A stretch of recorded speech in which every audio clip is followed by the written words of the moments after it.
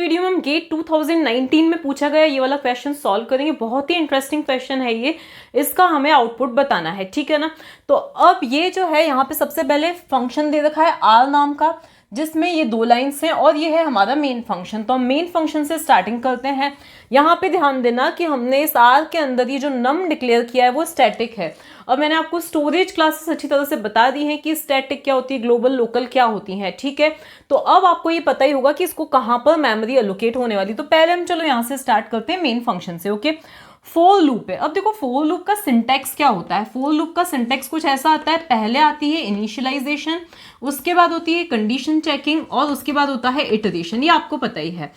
Initialisation सिर्फ एक बार होता है, कंडीशन चेकिंग हमेशा एंट्री के टाइम पे होती है और इटरेशन जो है वो एग्जिट के टाइम पर होता है। ये हमें पता है, तो इसी चीज का हमें ध्यान रखना है, ठीक है। इसको हम हटा देते हैं, यहाँ पे हम आते हैं। सबसे पहले ये चीज क्या है, इनिशियलाइजेशन है, जो कि सिर्फ एक बार होगा। तो इनिशियलाइजेशन में हमने आर नाम के फंक्शन को कॉल किया है, ओके। तो आर नाम का फंक्शन क्या हुआ, कॉल हुआ, हमारा कंट्रोल यहाँ पर ट्रांसफर हो गया। यहाँ पर हम आए, ऑब्वियसली इसको मेमोरी एलोकेट होगी स्टैक के अंदर। फिर इसके अंदर क्या हुआ है, इसमें हमने नम डिक्लेयर किया है, लेकिन वो स्टैटिक है, तो उसको जो मेमोरी एलोकेट होगी वो इनिशियलाइज डेटा सेगमेंट में होगी, ना कि स्टैक में होगी। तो अगर आर को यहाँ कहीं मेमोरी एलोकेट हुई है तो इस नम को यहाँ पर मेमोरी ना एलोकेट होके एक इनिशियलाइज डेटा सेगमेंट होता है, ये सब मैंने आपको पहले ही बताया थे, वहां पर जाकर मेमोरी एलोकेट होगी और वो इनिशियलाइज हो चुका है 7 से, ठीक है।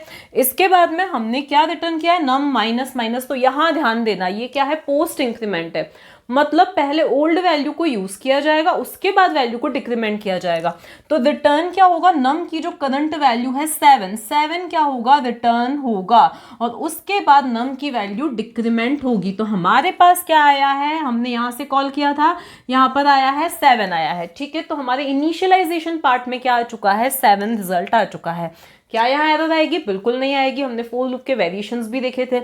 इसके बाद में कंडीशन चेकिंग। कंडीशन चेकिंग में अगेन क्या हो रहा है, आर को कॉल किया जा रहा है। तो अब देखो दूसरी चीज, जब हम यहाँ से बाहर आए थे तब इसको जो मेमोरी मिली थी वो डीएलोकेट हो चुकी थी, लेकिन नम जो है उसकी लाइफ टाइम जो है कब तक रहती है, बिटवीन फंक्शन कॉल से थी, मतलब ये जो है इसको जो मेमोरी मिली है वो डीएलोकेट नहीं होगी, ये हम पहले ही देख चुके हैं। इसके बाद में हम फिर से आर पर गए, फिर से आर को मेमोरी एलोकेट हुई, लेकिन अब ये नम जो है मेमोरी में इसमें ऑलरेडी इनिशियलाइज डेटा सेगमेंट में है, इस आर के लिए ऑलरेडी है, तो इसको फिर से मेमोरी एलोकेट नहीं होगी क्योंकि इसका एग्जिस्टेंस खत्म हुआ ही नहीं है। इसके बाद में अब हम कहाँ पे आ रहे हैं, अगेन रिटर्न नम माइनस माइनस। देखो नम की ओल्ड वैल्यू क्या है, 6, उस 6 को यहां से रिटर्न किया जाएगा, उसके बाद में इसकी वैल्यू को डिक्रीमेंट किया जाएगा, ठीक है ना। तो हमें यहाँ पे क्या मिला है, 6 जो है वो नॉन जीरो वैल्यू होती है, इसका मतलब कंडीशन क्या बोली जाएगी, ट्रू है, ठीक है। नॉन जीरो मतलब ट्रू, तो कंडीशन जो है, ये कंडीशन पार्ट है हमारा, ट्रू, कंडीशन ट्रू। तो अब हम यहाँ पर आएंगे, यहाँ पर हम आए हैं, उसके बाद हम क्या कर रहे हैं, प्रिंट कर रहे हैं, लेकिन अगेन हमने आर को क्या किया है, कॉल किया है, अगेन हमने आर को कॉल किया है। फिर से हम आए, फिर से इसको मेमोरी एलोकेट हुई, लेकिन ये नम ऑलरेडी क्या है, स्टैक पर, सॉरी, इस इनिशियलाइज डेटा सेगमेंट में अवेलेबल है, ठीक है। इसके बाद में क्या हुआ, देखो ये जो है स्टैटिक वेरिएबल्स, उनका मेमोरी एलोकेशन स्कीम कुछ अलग होता है एज कम्पेयर टू लोकल, ठीक है। तो अब यहाँ पर क्या है, अगेन नम की जो ओल्ड वैल्यू है वो यहाँ से रिटर्न होगी और फिर नम क्या होगा, डिक्रीमेंट होगा। तो यहाँ से 5 रिटर्न हुआ, कहाँ से हमने कॉल किया था, यहाँ से। तो यहाँ पे रिजल्ट क्या आया, 5, और वही 5 क्या हो जाएगा, प्रिंट हो जाएगा। तो क्या प्रिंट हुआ, 5 प्रिंट हुआ, ठीक है। इसके बाद में क्या हुआ है, तो इसके बाद में अब देखो क्या है, फोर लूप। ये जो है यहाँ पे ब्रैकेट नहीं लगा हुआ है, लेकिन आपको पता ही है कि अगर एक ही स्टेटमेंट हो तो ब्रैकेट लगाना इज ऑप्शनल, ठीक है। तो अब देखो ये क्या हो रहा है, एग्जिट हो रहा है, लेकिन आपको पता है पहले क्या होता है, इटरेशन होता है। तो फिर से ये आर क्या हुआ है, कॉल हुआ है, ठीक है। फिर से यहाँ पर इटरेशन में हमने कोई इंक्रीमेंट डिक्रीमेंट नहीं किया, फिर से हमने आर को कॉल किया है, आर को हमने कॉल किया। अब देखो यहाँ पर फिर से क्या हुआ, अब आपको ये बार बार बताने की जरूरत नहीं है कि भाई नम को मेमोरी एलोकेट नहीं होगी क्योंकि वो स्टैटिक है, ठीक है, तो ऑलरेडी एलोकेटेड है।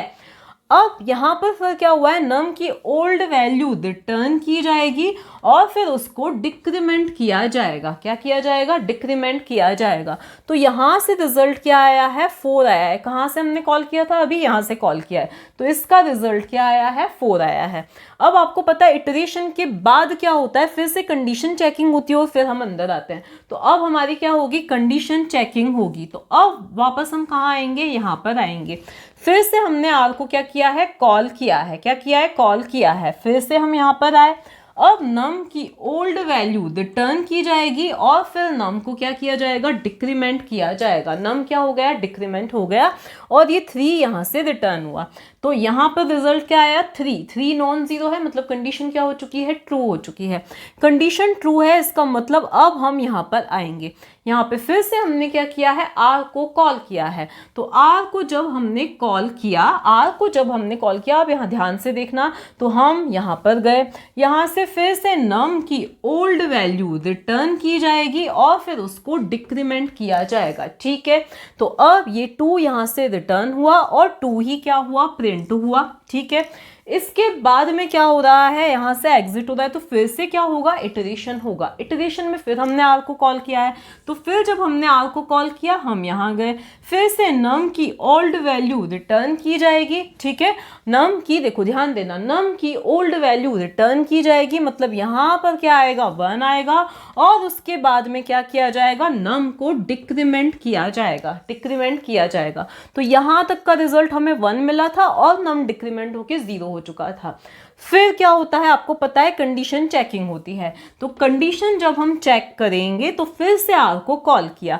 फिर से हमने आर को कॉल किया, तो नम की ओल्ड वैल्यू रिटर्न की जाएगी और फिर क्या होगा, यहाँ पर नम को डिक्रीमेंट किया जाएगा। ठीक है, अब इसने 0 रिटर्न किया है, कहाँ पर, यहाँ पर। अब 0 मतलब कंडीशन क्या हो गई है, फॉल्स। तो हम अब इस लूप के अंदर नहीं जाएंगे और हम बाहर आएंगे। तो आउटपुट में ओनली क्या आया है, 52 आया है। आउटपुट क्या आया है, 52 बोल सकते हैं, क्योंकि अब देखो 5 अलग से प्रिंट हुआ है, 2 अलग से प्रिंट हुआ है। यहीं पे अगर बैकस्लैशन होता तो 5 और 2 ये आउटपुट आता हमारा। ओके।